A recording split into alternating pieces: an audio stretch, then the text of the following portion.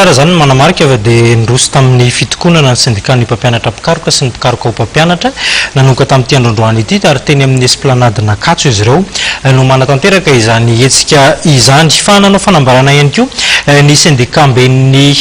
mpiasan'ny tantsambo eto à Madagasikara tamin'ity androandroany ity izy ireo nanao izay fanambarana izay manoloana ny fisandohana andraikitra ataona olona sasany amin'ity asa ity ary eo anatrehan'ny fanosorapotaka ataon'izy ireo ny secrétaire général ny Sigma no antony namoahana io fanambarana io. Fisandohana andraikitra sy fanosorapotaka no tanterahandreo andehan'olona mitona ho syndicat mben'ny tantsambo eto Madagasikara na ny Sigma raha nambarandreo mpikambana ao anatin'ny androany. Efa tsy ao anatin'ny mpikambana itsony nanomboka ny volana Aogositra taona 2024 ireo olona milaza fa ho Sigma ireo ary tsy marina ny filazany momba ny secrétaire général ny Sigma amin'izao. Isoten'ny conseil national ao amin'ny syndicat Sigma dia mampilaza eto fa tsy marina velively filazan'ireo olombitsy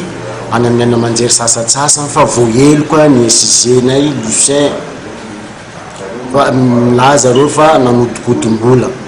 tsy atoko zany ary tsy paneto ary amafisina eto fa izy toko tsy nanangana karamany izy fa fanapahan-kevitra ny conseil national no nampiakatra ny karamany ka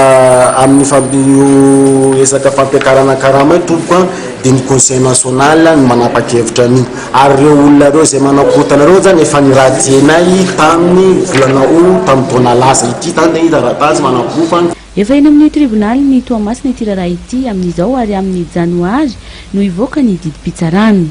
Le resaka le Sigma tsy reo olona anankidimy reo fotsiny ny olona mandeha manakotana anay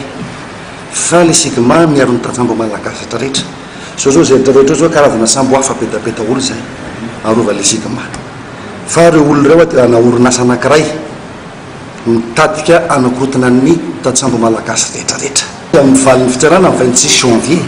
Manodidina ny 2 arivo ireo mpikambana ao anatin'ny syndicat-ny tantsambo ary misy 20 ireo orinasa manana mpikambana ao anatiny ary olona vitsy ao anatin'ny fikambanana sy ao anatina orinasa iray no voalaza fa mitetika sy anakorotana ny syndicat iray manontolo raha nambarany ireto mpikambana ireto.